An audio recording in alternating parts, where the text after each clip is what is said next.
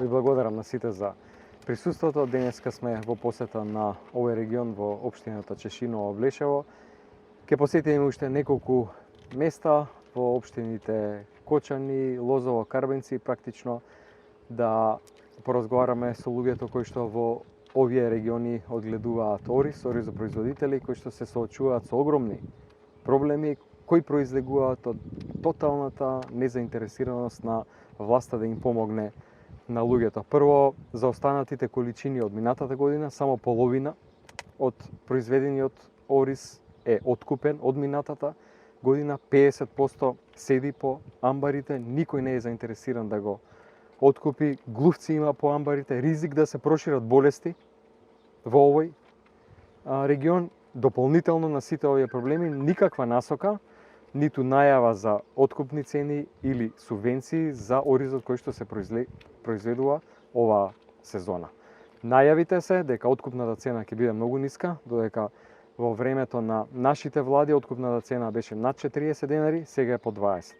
Неколкукратно трошоците за производство ги надминуваат откупните цени, дополнително нема откуп и нема доволна количина која се откупува од оризот. Практично една огромна разочараност кај овие луѓе, губат верба во државата поради лошата влада, желба на младите да се иселат, но и на старите, кои што со години го работат. Ова гледаат дека во производството на ориз практично немаат никаква иднина и луѓето стравуваат дека целиот овој сектор практично може да се соочи со со прашањето дали воопшто ќе функционира во следниот период во капацитетот во кој што тука бил со децении од овие плодни полиња кои што ја хранеле Македонија, кои што биле извор на репроматеријали, ориз и се друго што се произведува тука, кој се извезувал од нашата земја, тие се соочени сега со екзистенцијални проблеми.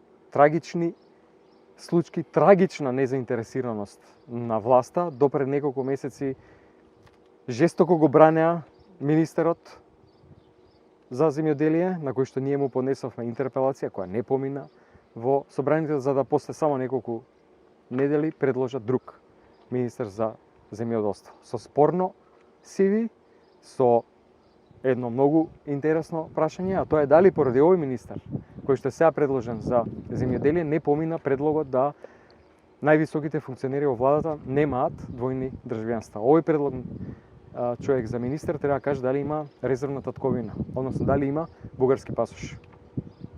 Така да очигледно е дека во овој сектор, за жал, луѓето нема да видат ништо добро ниту у следниот период.